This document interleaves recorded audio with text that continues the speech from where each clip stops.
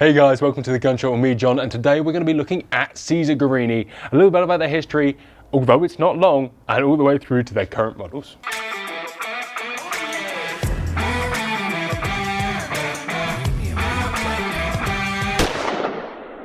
So let's start off in 1965 with a company called Battista Rizzini, or B. Rizzini. The B, obviously standing for Battista, is the owner. He has two nephews. These nephews are called Giorgio and Antonio Guerini. Giorgio and Antonio worked within the gun trade for various people and worked obviously their way up, being part of large gun-making families.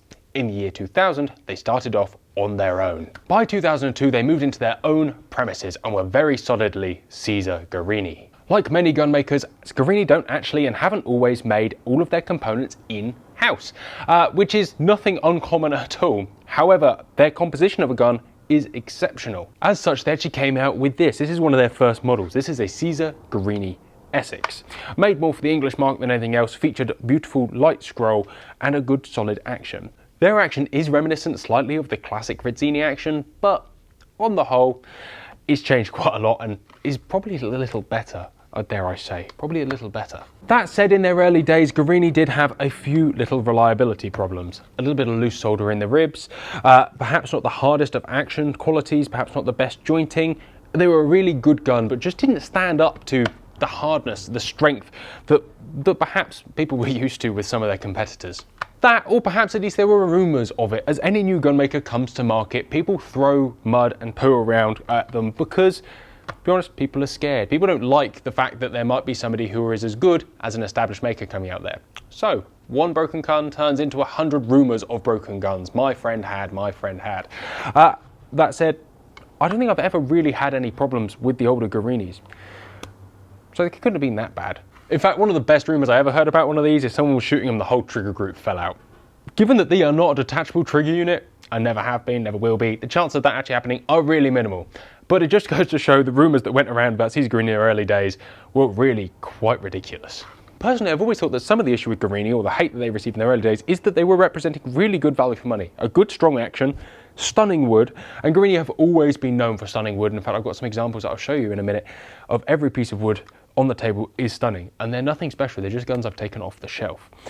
Their whole ethos was to present a gun that was finished better than most other guns, and they've carried that through all the way through today, and they really do stick by that. After the Essex, they came out with their second phase, if you like, and this was this action here. Slight modifications, slight changes in their design, engraving patterns and everything like that, and they were, up until 2014 at least, a single action-based company. All of the guns were based around the same internal actions with different side plates, different wood grades, different barrel, ribs, etc. And those models were thus: the Tempio, the Summit. The Tempio was a game, the Summit was the entry grade sporter. The Magnus is a side plate with game scenes. The Maxim, which I hold in my hands, which is that deep silver penny finish scroll work. The Apex, very similar but with a little bit of gold inlay and finer engraving. And the Forum. Each of these had little variants, so you can get a standard model, a fairly standard model. You can get light models, alloy actions, you can get the Ascents, which have a slight step up rib in the Sporters, and obviously the Impact, the high adjustable rib versions. Not only that, but they obviously do an array of calibers, 12, 20, 28, 410, and in fact do little barrel sets and do all sorts of things, or have done over the years at least. Since 2014, they've come out with two different actions subsequent to their original. The first is a round action called the Ellipse. They do Ellipse Sporting, Ellipse Evo, and it is a nice rounded action, very smooth and very nice. And yet not particularly exciting. What is really exciting was that in 2014 they released this. This is an Invictus action.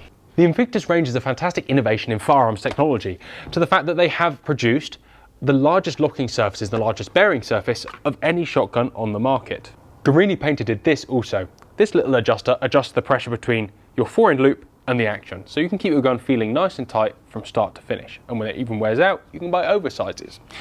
The whole oversized concept is kind of the Invictus thing.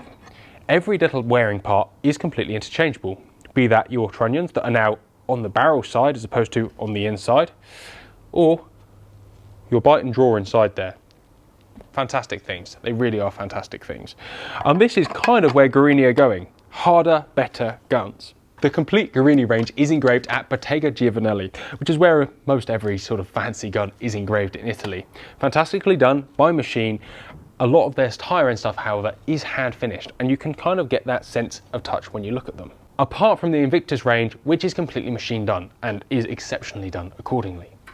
One thing I will mention, which is that one of their latest additions, is that this original had its own particular coating and it wasn't particularly hard. So if you didn't keep them well oiled, they could rust on the outside of the action. They're now hard nickel plated, and as such, they don't rust at all. They've made chrome barrels, steel proofed, they've got hard nickel plated actions. In fact, they're just supremely hard.